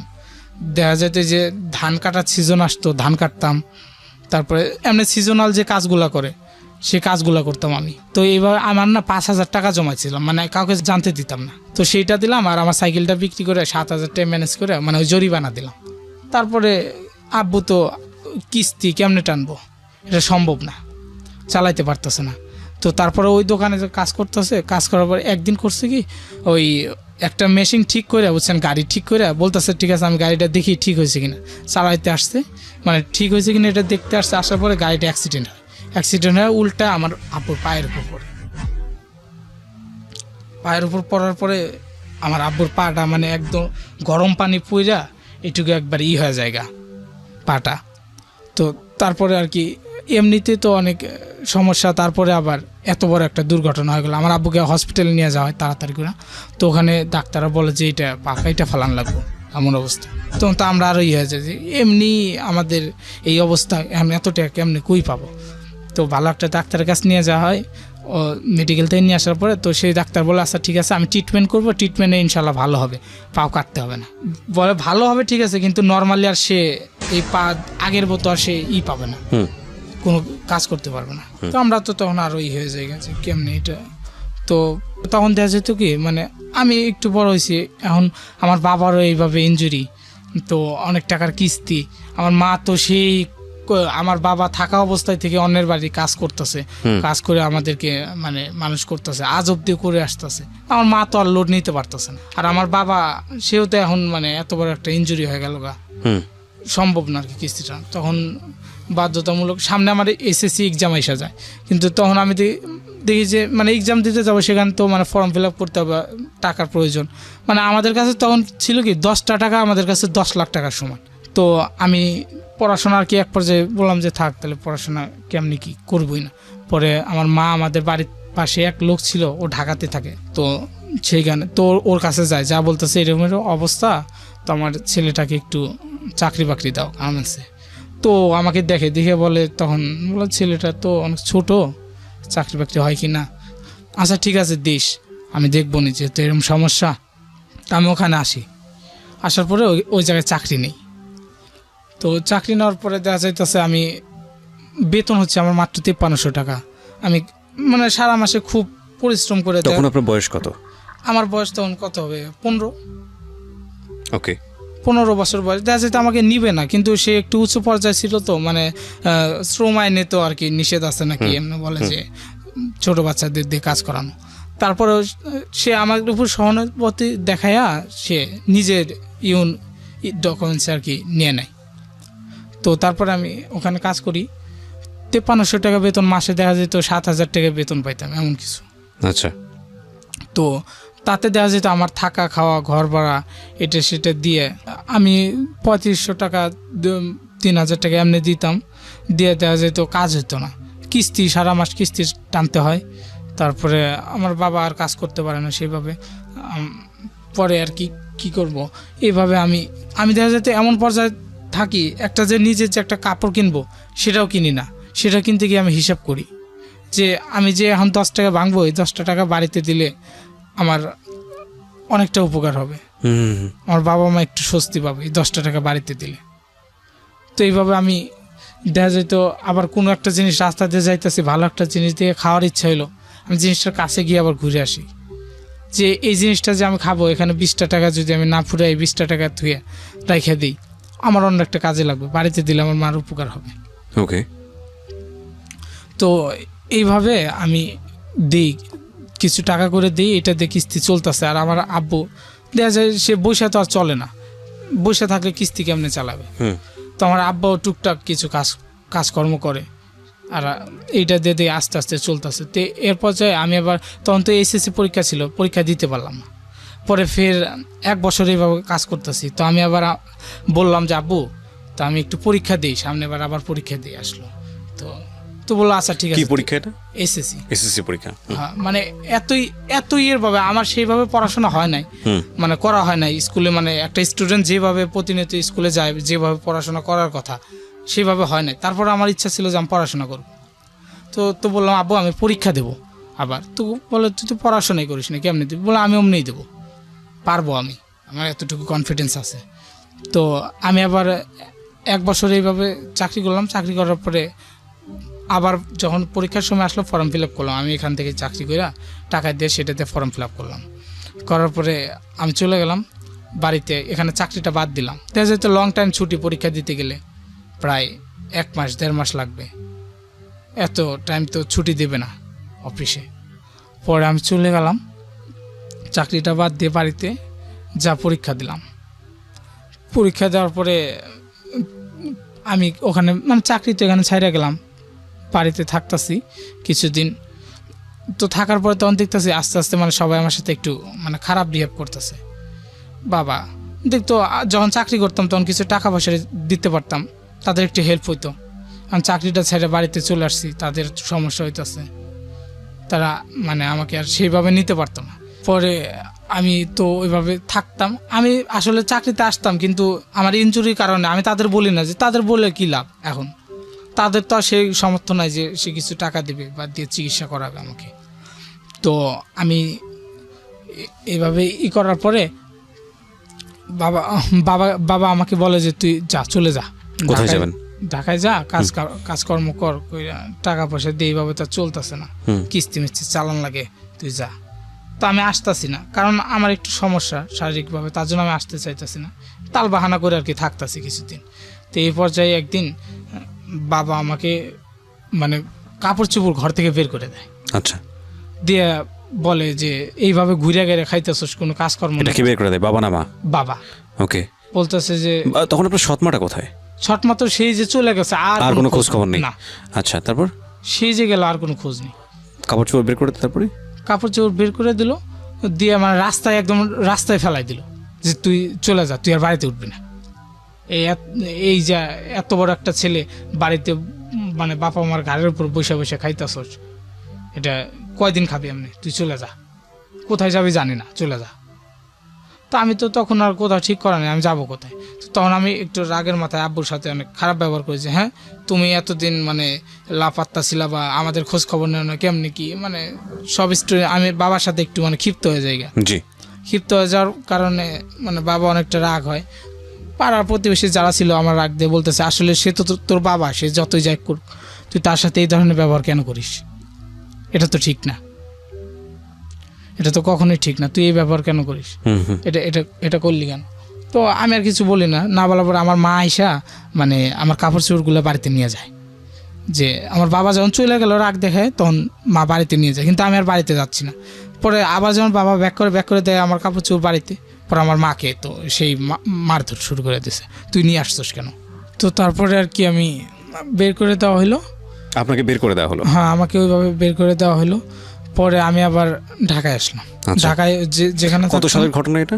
এটা হচ্ছে আপনার আজ থেকে কত বছর আগে বের করে দেওয়া হয় বাড়ি থেকে? 2 বছর। 2 বছর আগে, হ্যাঁ। তো এইভাবে আবার বের করে দেওয়া হয়। তখন মা কোথায়? মা ওখানেই। আপনার ছোট ভাইটার বয়স কত তখন? আমার ছোট ভাইটার বয়স হয়তো 7-8 হবে এমন, কিন্তু আমার ছোট ভাইকে নিয়ে খুব ওকে পড়াশোনা করছিল নাকি তখন? মাদ্রাসায় ছিল। তখন মাদ্রাসায় ছিল, হ্যাঁ। ওকে মাদ্রাসায় দেওয়া হলো। ঠিক আছে, তো আপনি বের হয়ে আসলেন বাড়ি থেকে, তারপর? বাড়ি থেকে বের হয়ে আসলাম। আমি এখন কোথায় যাব? বাড়িতে তো আর যাইতে পারতেছি না। বাড়িতে দেখা যেত আমি যদি যাই, আমাকে যদি কিছু না বলে আমার মার প্রতি মানে করবে আমার বাবা। পরে আমি এক জায়গায় থাকি, এক ফ্রেন্ডের বাসায় থাকি রাত্রে থাকার পরে পরের দিন সকালে আবার ঢাকায় আসি। ঢাকায় আসার পরে আমি আর কাজ পাইতেছি না কোথাও, কি করব? আমার টেনশন যে আসলে যে আমার বাবা আমার সাথে এই ব্যবহার করে বাইর করে দিল, আর তারপরে এখন বাড়িতে আসলাম, ঢাকায় আসলাম, কোনো কাজ কাম পাইতেছি না, কি করব? 2 দিন এক ফ্রেন্ডের বাসায় থাকলাম, সেও মেসে থাকে। 1 দিন 2 দিন হয়তো রাখলো, 3 দিনের দিন হয়তো 2 কথা বলবেই। তো আমি আবার সেখান থেকে চলে আর এক জায়গায় গেলাম। জি।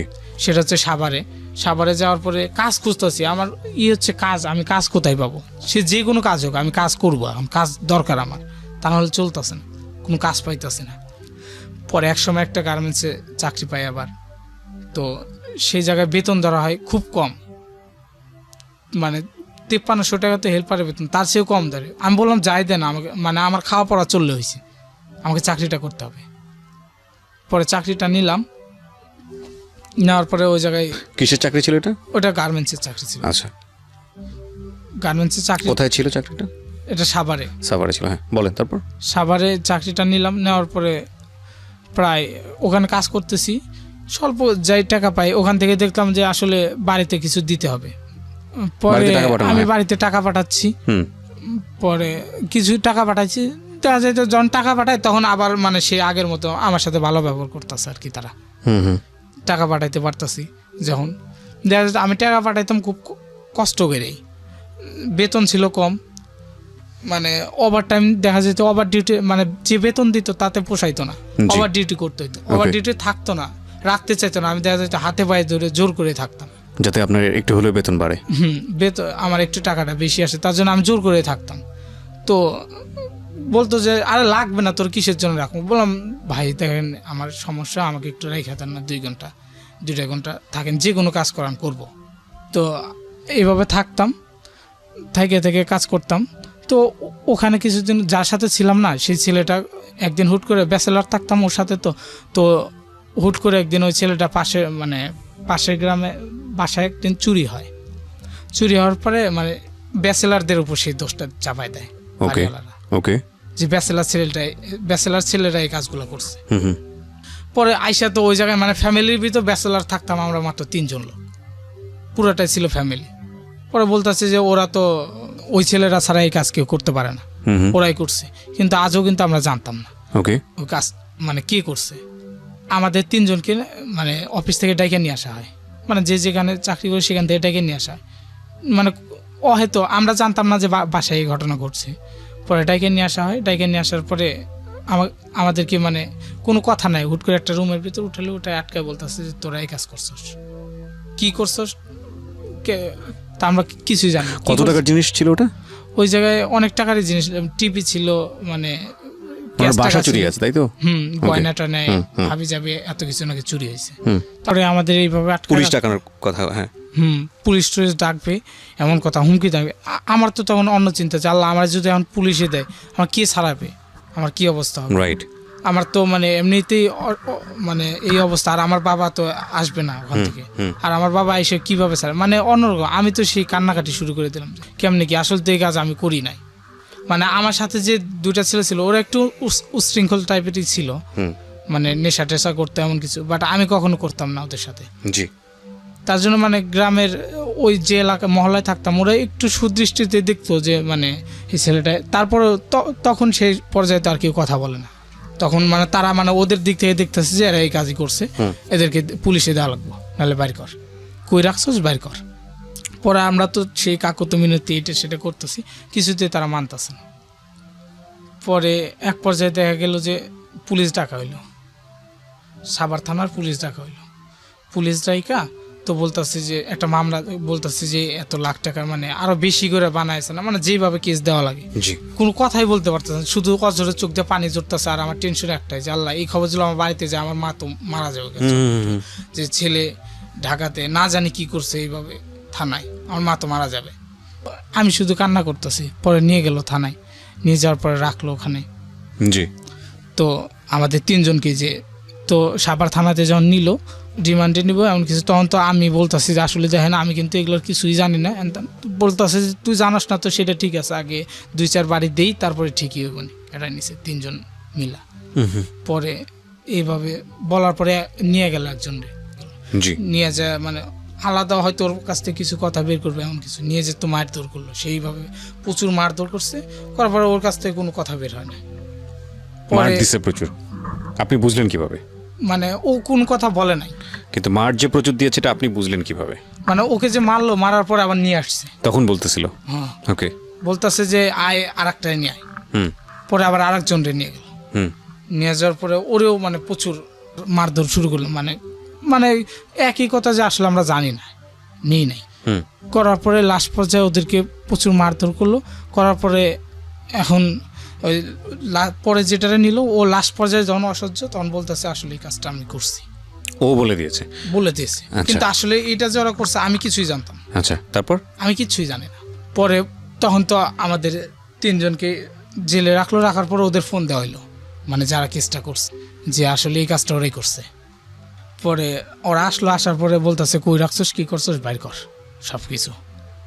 তখন আমি বলতেছি যে মানে যে ওসি ছিল ওনাকে বলতাম স্যার আসলে দেখেন আমি তো কিছুই জানি না, কিচ্ছুই জানি না, আমি শুধু ওদের সাথে থাকতাম এতটুকু, ওরা কোথায় চলতো কি করতো না করতো আমি কিচ্ছুই জানি না, শুধু আমি ওদের সাথে থাকি। তো ভাই আমার একটু ছাইরা দেয় না, আমি কিছু জানি না। তো বলতেছে এইভাবে, মানে পুলিশটা ওই স্যারটা অনেক ভালো ছিল, বলে যে আসলে সব কিছু যাচাই বাছাই হোক তারপরে দেখা যাক তোমার দোষ আছে কি না আছে, কিন্তু এইভাবে ছাড়া যাবে না কখনো, কিছু না। আসলে আমি তোমার দিকে আমি দেখবো, দেখি এভিডেন্স পাই কিনা, সেভাবে দোষ না পেলে তোমাকে আমরা অবশ্যই ছেড়ে দেবো, তোমার বিরুদ্ধে আমরা কোনো নেব না। পরে ওরা আসলো, আসার পরে আমাদের তিনজনকে আবার জিজ্ঞাসাবাদ করা হইলো যে কই রাখছস কেমনি কি।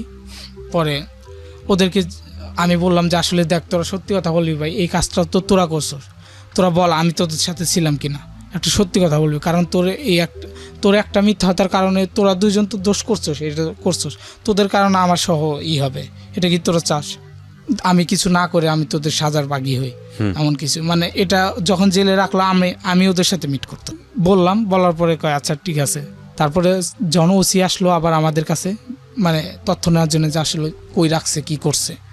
পরে তখন ও বলতেছে স্যার আসলে জিনিসগুলো আমরাই রাখছি, কই রাখছি বের করে দেবো, কিন্তু ওই ছেলেটার কোনো দোষ নেই। পরে ওদেরকে তো থানায় রাখলো, রাখার পরে এখন আমাকে ছেড়ে দেবো, বলতেছে তোমার গার্জেন ডাকো। আমি বললাম স্যার আমার তো কোনো দোষ নাই, আমি তো করি না, এটা তো ওরা নিজেই বললো, তো আসলে আমি গার্জেন ডাকবো। বলে যে না আসলে তোমাকে এইভাবে ছাড়া যাবে না, যেহেতু থানায় আনছি 2 দিন রাখছি, কাউকে বুঝিয়ে দিতে হবে, তোমার ফ্যামিলির কাউকে মানে কারো হাতে এটা দিতে হবে, তুমি তাদের ডাকো। তো আমি বললাম যে আমার মাকে তো এটা জানান যাবে না, জানালে তো সে একবারে ছটফট করবো, আসতেই পারবো না, তো আমার বাবাকে তো এটা কেমনে জানাম। আমি বললাম স্যার দেখেন কোনো উপায়ে আমার ফ্যামিলিতে এটা না জানে আমাকে ছেড়ে দেওয়া যায় কিনা। পরে অনেক পর্যায়ে বলার পরে কয় আচ্ছা থাকো আমি দেখি। পরে যদি ফ্যামিলি থাকতাম হয়তো বলে তুমি ফ্যামিলিতে খবর দাও, তোমাকে এখনই ছেড়ে দেব। তো 2 দিন রাখলো, রাখার পরে আরও 2 দিন রাখলো, মানে আমি দোষী সাব্যস্ত না হওয়ার পরেও 2 দিন রাখলো, মানে ওই ফ্যামিলিতে ফোন দিলাম না তার জন্য রাখলো। রাখার পরে একদিন বলতেছে যে ঠিক আছে মানে সে করে বলতেছে তুমি ডকুমেন্টস লিখিত দিয়ে চলে যাইতে পারো। আচ্ছা, এটা লিখিত করে লিখিত আকারে আসার পরে আমার চাকরির তত্ত্ব চলে গেল, চাকরিতে আর নিতে চায় না। সামাজিক যে বদনামটা হয় সেটাই। হ্যাঁ, তো আমি তো ওই এলাকায় নতুন, ওদের ভরসা করে ওই জায়গায় গেছিলাম, আমি তো কিছুই চিনি না পটকার। চাকরিটা দেখা যেত আপনার 17 বা 18 দিন চাকরি করছে, সেই বেতনটাও আর দেবে না। আমার কাছে টাকা পয়সাও নাই, বাসায় তো যেতেই পারবো না, ওই বাসায় আমি এখন কোথায় থাকবো, কি করব। পরে আসলাম, সেখান থেকে চলে আসলাম সাভার আপনার ওভারব্রিজের নিচে, ওখানে সারা রাত কাটাই দিলাম। এখন কোথায় যাব, ওভারব্রিজের নিচে ঘুমায়া সারা রাত ওখানে থাকলাম। থাকার পরে সকালবেলা উঠলাম, ওইটা আবার দান্দা যে কোনো এক জায়গায় যাগে কাজ চেক করি, তারপরে থাকার ব্যবস্থা করা যাবে। আবার কাজ খুঁজি, কাজও পাই না, আবার কি করবো, আবার সেই দিন এসে আবার সেই ওভারব্রিজের নিচে ঘুমাই, ওখানেই থাকি। মানে জীবনের প্রথম রাস্তাতে ঘুমানো, লাইফে প্রথম। ওকে। পরে থাকার পরে পরের দিন ওখানে এলাকায় তো 2 দিন ঘোরাফেরা করলাম। মানে ওই এলাকার যে যারা মানে বড় ভাইরা ছিল, ওরা বলতেছে যে তোমাকে তো দেখে মনে হয় না যে তুমি রাস্তার ছেলে বা রাস্তায় এইভাবে থাকো, তোমার সমস্যা কি? তো আমি বললাম যে এমনি এমনি ঘটনা, তো আমি তার জন্য এখানে আছি। তো বললাম যে ভাই আমার টাকার সমস্যা, আমার টাকা লাগবে প্রচুর, তার জন্য কাজ করতে হবে, যে কোনো কাজ দেবেন, যে কাজ হোক কাজ করব। তো ওরা বলতেছে যে কোনো কাজ দিলে কাজ করতে পারবা? তো আমি বললাম যে হ্যাঁ পারবো, যে কাজই হোক, কিন্তু আমার টাকার দরকার, আমাকে টাকা দিতে হবে, কাজ করবো যে কাজই হোক। ওরা বলতেছে আচ্ছা ঠিক আছে আসো। পরে আমাকে নিয়ে গেল, ওদের সাথে নিয়ে যাওয়ার পরে আমার সেই প্রচুর আদর আপ্যায়ন করতেছে, মানে অন্যরকম একটা। আমি বললাম কি ব্যাপার, কাজ দিবে তাতে এত আপ্যায়ন করার কি আছে? আপ্যায়ন করে কেমনে? আমি বললাম যে কাজ কি সেটা বলেন। কাজ পরে বলবো, আসো যাই। আদর আপ্যায়ন করতেছে সেইভাবে। কাজ কাজ কাজ কি সেটা আর বলতেছে না। পরে বলতেছে তুমি অনেক ক্লান্ত পরিশ্রম করছো, রেস্ট নাও, তো একদিন থাকো, এখানে থাকো, যখন যেটা লাগবে চাইবা দিব, কোনো সমস্যা নাই। আমি বললাম যে এটা কেমনি কাজের কথা বলে না, এইভাবে রাজকীয় একটা করতেছে, আমাকে সম্মান করবানছে, কারণ কি বুঝলাম না। পরে একদিন রাত্রে আসলো, 3 ভাই আসলো, মানে 3টা বড় ভাই আসলো। ওরা এসে বলতেছে যে তোমাকে যে কাজ দেবো সেই কাজ করবা? বললাম যে করবো, আসলে মানে কাজটা কি সেটা বলেন, সেটা না বলে বলতেছেন আর করবা কি করবা না, আগে কাজটা বলেন তারপর। আমি বললাম ঠিক আছে কি কাজ বলেন, করব। পরে বলতেছে যে তোমাকে যদি বলি যে কাউকে খুন করো এমন কিছু পারবা তুমি? আমি তখন মানে কথাটা শুনে হুট করে থমকে দাঁড়াচ্ছি, কি বলে এটা আমি মানে বললাম যে আমার দ্বারা এটা সম্ভব না, আমি চলে যাব, আমাকে আর আসতে দেন। বলে কোথায় যাবো তুমি তো এখান থেকে যেতেই পারবা না। আমি বললাম যে আজব কথা, আপনারা আমার কাজের কথা বলে নিয়ে আসছেন, কাজ এই ধরনের কাজ আমার দ্বারা সম্ভব না, আমি চলে যাব। পরে বলতেছে যে আসছো তোমার ইচ্ছা, কিন্তু যাইতে পারো। আচ্ছা, যেতে হলে আমার ইচ্ছায় যেতে হবে, আমরা যদি ছাড়ি তাহলে যেতে হবে, যদি কাজ না করো তাহলে তোমার এই জায়গায় মেরে ফেলবো, এমন কিছু। তো আমি বললাম যে আসলে এই কাজ আমার দ্বারা সম্ভব না। পরে ওরা বলে যে আচ্ছা ঠিক আছে তুমি সাথে থাকবা, অন্য একটা ছেলে তোমাকে থাকতেই হবে, তোমাকে ছাড়া যাবে না, যেহেতু এই কথা তুমি যাই না গেছো আর তোমার কাছে ফোকাস করছো, তোমার যদি এখন ছাইড়ে দিই, তুমি রাস্তায় যে একজনের কাছে বলবা না যে তার কোনো তোমাকে ছাড়া যাবে না। পরে আমাকে নিয়ে এক পর্যায়ে করলো। আমি লাইফে কখনো গান দেখি নাই, কিন্তু সেদিন ফার্স্ট টাইম ওদের কাছে যা দেখি যে মানে রাত্রি প্রায় 10টা বাজে, সেদিন এত কিছু করে আমার রুমে আটকায় রাখার পরে প্রায় রাত 12টা এরকম বাজে সাম। পরে ওরা আসলো 4-5 জন, আসার পরে পিছনে ব্যাগ ছিল, ব্যাগটা নিয়ে আসলো, আমার আসার রুমে তালা খুললো। আমি ওদের দেখে বললাম যে ভাই আসলে আমি চলে যাবো ভাই, এমনি থাকতে পারবো না। আর পরে বললো তুমি না একটু আগে বললা থাকতে হবে নাহলে মেরে ফেলবো, মানে একজন হুমকি দিল আমার। তো বলে আচ্ছা ঠিক আছে পারবো। পরে ওরা ব্যাগগুলো খুললা গান বাইর করলো। আমি লাইফে প্রথম তখন ওদের কাছে গান দেখলাম, পিস্তল দেখলাম, আমি জীবনও কখনো ওসব দেখি নাই। পরে 4-5টা বার গেল কইরা আমারে বলে যে এটা চিনো? বললাম যে চিনি তো, এমনি পিস্তল পুলিশের কাছে দেখছি, বন্দুক। তো বলে এটা চালাইতে পারো? বললাম না আমি তো এটা কখনো ধরি নাই, আর আমি এটা ধরবারও চাই না। পরে কয় তুমি ধরো, না ধরলে তাহলে আমরা তোমার এখন মেরে ফেলাম, এটা তোমার চালাতে হবে। ওকে।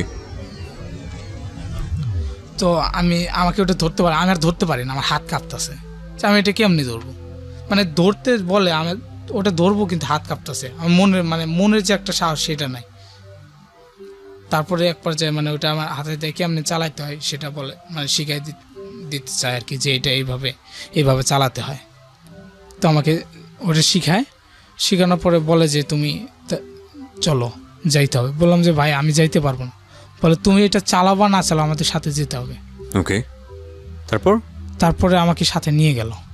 নিয়ে যাওয়ার পরে মানে আমি তো এলাকায় নতুন, মানে কোথায় যাচ্ছে বা কি করবে সেটা জানছি না, কিন্তু আমাকে যে নিয়ে গেল ওদের সাথে, মানে কাজ দেবের কথাগুলো এখান থেকে ওদের সাথে পরিচয়, এর বাইরে কিছু জানি না। আরও এলাকায় তো আমি সেইভাবে চিনি না কোথায় যায়। পরে প্রোগ্রাম করলো যে যাবে, মানে ওই জায়গায় একটা মানে সেই কোটিপতি বড় লোক, কি যেন নাম বললো, নামটা সরি খেয়াল নাই। তো তার বাড়িতে যাবে সেদিন। তো মানে তার মূল উদ্দেশ্য হলো তাকে করবে আর কি, মেরে ফেলবে এমন কিছু। ওকে, মানে হয়তো মানে তার উপরের যে লোক তারা তাকে, মানে পুরো বিষয়টা আপনি ইনফর্ম না, কিন্তু আপনি যাচ্ছেন ওদের সঙ্গে আর কি। হ্যাঁ যাচ্ছে, আমাকে বাধ্যতামূলক যেতে হচ্ছে। তো যাওয়ার পরে এক পর্যায়ে মানে কেমনে যাব, ওই বাইরের ফ্ল্যাট তো প্রায় 5 তলা না 6 তলা, তো ফ্ল্যাটটাও ওইটা পাইপ বাইয়া, মানে বাইরের সাইডটা যে পাইপগুলা থাকে ওই যে আপনার টয়লেটের, ওগুলা পায়া উপরে উঠতেছে। তাছাড়া তো সিকিউরিটি থাকে, ভিতরে যাওয়ার কোনো সুযোগ নাই। তো ওগুলা পায়া উপরে উঠছে, 2 তলা 3 তলার উপরে উঠছে। ওইটা জানালার পাশে যে একটু স্পেস থাকে না, এই যে করা আউটসাইডটা, তো ওই স্পেসে দাঁড়াইছে 3 জন। পরে আমি উঠতেছি, তো উঠার অবস্থায় আমি অর্ধেকখানে ওইটা হুট করে পড়ে যাই, আমি আর উঠতে পারি, মানে আমার যে একটা মনোবল যে আমি উঠতে সেটা নাই, হাত কাঁপতে কাঁপতে পড়ে যায়। জি, আমি ওখানে পড়ে গেলাম। যাওয়ার পরে আমি আর উঠতে পারতেছি না, ওরা তো উঠছে, ওরা তো ভাবছে যে হয়তো এখন লোক জানা জানলে সমস্যা এইভাবে কেমনি। পরে আমি আর উঠি না, ওরা তো আর উপর থেকে বলতে পারতেছে না উঠ, বা কথা বলার তো কোনো নাই ওই জায়গায়। পরে আমি নিচে ওই জায়গায় করে, ওরা উপরে উঠে। ওঠার পরে হয়তো কি না কি দেখে, মানে ভাবভঙ্গিতে হয়তো বোঝে যে আজকে কিছু করা যাবে না। পরে ওরা নেমে আসার পরে আমাকে নিয়ে যায় আবার রুমের সাথে। আমি মানে চিন্তা করছিলাম যে আমি পালাই যাব এখান থেকে, কিন্তু সম্ভব মানে নিচে আরেকজন ছিল আমার সাথে, যে আমি উঠলে তারপরে সে যাবে। পরে আবার ওরা নেমে এসে আমাকে সাথে নিয়ে যায়, বাসায় নিয়ে যায় মারধর করে, কয় যে তুই আসলে নিজের ইচ্ছে এগুলো করবা চাস না, তোর এখন শেষ করে দেব, মাইরে ফেলাম এমন কিছু। ওকে, তো আমি বলি আচ্ছা ঠিক আছে, আসলে আমি ইচ্ছা করে এটা করি না, আসলে আমরা মাইরেন না ভাই, আমি যাব, এরপরে যে কাজ করবেন আমি আপনাদের সাথে যাব আর কি। তো বললাম যে আচ্ছা ঠিক আছে, আমাকে টাকা দিতে হবে আগে। কত টাকা দিতে হবে কিছু, আমি আগে বাড়িতে টাকা পাঠাবো কিছু, তারপরে আমি আপনাদের সাথে যে কোনো কাজ করতে রাজি আছি। তো বলার পরে বলে যে না, আগে কাজ করবি তারপরে টাকা দিবি, নিয়ে আস। পরে ওইটা তো ফেল হলো, ওই জায়গায় আর গেল না। ওই জায়গায় যেই গুলো ওই দিন ফেল আসার পরে হয়তো একটু জানাজানি পাইছে, ওরা আকার ইঙ্গিত পাইছে যে কেউ আসছিল আর কি করার জন্য, সেটা নিয়ে হয়তো মানে ওরা তদন্ত করে তারপরে বলে যে এখন তো জানাজানি হয়েছে, এখন আর কিছু করা যাবে না। পরে ওরা আবার ড্রাগসের ব্যবসা করতো, যাদের সাথে গেছিলাম ওরা মানে ওই সাভারে ড্রাগসের ব্যবসা করতো। ওদের ইয়াবা মানে যত রকমের আছে, হিরোইন, নেশা জাতীয় যত দ্রব্য আছে সব ওরাই করতো। তো আমাকে বলতেছে তাহলে তুই ওই যে ওগুলা জায়গায় জায়গায় সেল দিতে হয়, জি, বলে যে তুই এগুলো দিবি। তো আমি বললাম যে এইগুলা দেব থানায়, যদি পুলিশ। কিন্তু এই ঘটনা তো পরের ঘটনা, তার আগে আপনি আমাকে একটু বলেন ওই লোকটা কি করলেন, যারা আপনারা যে অপারেশনটাতে গিয়েছিলেন ওনাকে মেরে ফেলার কথা, ওই লোকটাকে কি করলেন আপনারা? ওখান থেকে তো মানে ফেল হয়ে চলে আসা হইলো, মানে লোকটাকে পাওয়া যায়নি? না, পাওয়া যায়নি। তারপরে যে একটু আমি পড়ে গেলাম বা শব্দ টব্দ এইটা, আপনার কারণে ওরা ফেল করছে, মূলত বিষয়টা হচ্ছে এটা। হ্যাঁ, এটাই আমি পরিষ্কার করতে চাচ্ছিলাম। তারপরে আমার কারণে ফেল হয়েছে, যার কারণে আর মানে তারা করতে চাই, ওখান থেকে চলে আসে। আসার পরে আমার প্রতি একটা যে আমার মাইরা ফেলাবো, তুই আসলে ইচ্ছা করে এটা করছো, যদি আমরা ধরা পড়তাম এমন কিছু। তো ওটা একটু গরম হয়ে থাকে, তাই কি ওটা স্থগিত, মানে আপনাকে দিয়ে এখন মাদকের করতে যাচ্ছে। হ্যাঁ, তারপর পরে ওরা আমাকে বললো যে এগুলো তোমাকে সেল দিতে হবে জায়গায় জায়গায়। তো আমি বললাম যে আসলে এটা যদি আমি করতে বলতেছেন, আমি এটা কখনো করব না। বলে যে এটা করবা না, না করলে মেরে ফেলাবো, তোমাকে করতেই হবে। আমি দেখলাম যে আসলে না করে দেওয়ার উপায় নেই। আমি ভাবলাম যে আসলে কোনো প্রকারে এটা ছেল দিবার যে অগ কাছ থেকে খালি একটু সাইড হলে আমি চলে যাবো, আমার যাতে আর খুঁজে না পাই, জি, পালাই যাবো এখান থেকে। তো প্রথম দিন আমার একটা দিল যে ওখান থেকে মানে আমাকে যেতে হবে সেই ইয়েতে মিরপুরে। মিরপুরে মানে এক পরে আমি বললাম তো এটা এখন তো আমার এখান থেকে যাওয়ার কোনো উপায় না। আমি বললাম যে ভাই একটু মানে সমস্যা, একটু বাথরুমে যেতে হবে, তার জন্য একটু কোনো সামনে দিয়ে কোথাও স্পেস পাই কিনা, তার জন্য আর কি এদিক যাচ্ছিলাম। তো ওখান থেকে আর কি করে পরে আবার ওখান থেকে করে ওরা ও আমার সাথে আসে, বলে আয় যায়। তখন সাথে আসলো, আসার পরে যেখানে আসবো ওখানে আসার পরে মিরপুরে আসলাম। আসার পরে মানে যার কাছে ওই জিনিসগুলো দিব সে বলতেছে যে আজকে সম্ভব না, এটা আর কি কোনো প্রকারে একটি পুলিশে মানে ইনফর্ম হয়েছে আর কি, জানাজানি হয়েছে এমন কিছু, বলে আজকে সম্ভব না, তোমরা চলে যাও গা।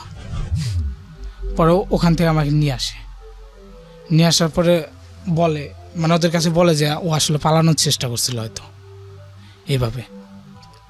তো আমি তখন আমাকে ওই জায়গায় ওর কাছে রাখার পরে আবার বলে যে আচ্ছা ঠিক আছে, এটা যখন হইলো না তখন আরেক জায়গায় পাঠিয়ে দিব, ওই জায়গায় মানে করার জন্য কিছু বা ট্যাবলেট এগুলা মানে ওদের সাথে নিয়ে যাবো, টিকনাপ থেকে ওগুলা নিয়ে আসবে, মানে ওরা তো ডিলার, নিয়ে এসে তারপরে সারা ডিস্ট্রিক্টে সেল দিব।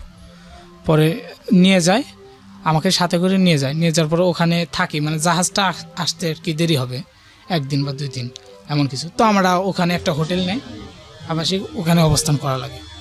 তো তারপরে যখন আমরা হোটেলে অবস্থান করি যে কোনো উপায়ে মানে পুলিশে খবরটা জানার পর আমরা গেছিলাম মোট 7 জন থেকে আমি তখন করি কি মানে আমি কিসের জন্য যেন মানে একটু বাইরে ছিলাম, তখনই দেখি মানে র্যাব হোটেলটা ঘিরে ফেলছে। পুরো হোটেলটা যখন ঘিরে ফেলছে তখন আমি তো মানে একটু ফাঁকে মানে হোটেলটা ছেড়ে একটু ফাঁকে আসছি, যে কোনো কারণে হয়তো মানে আল্লাহ আমাকে এই চলে বাঁচাবে এমন কিছু।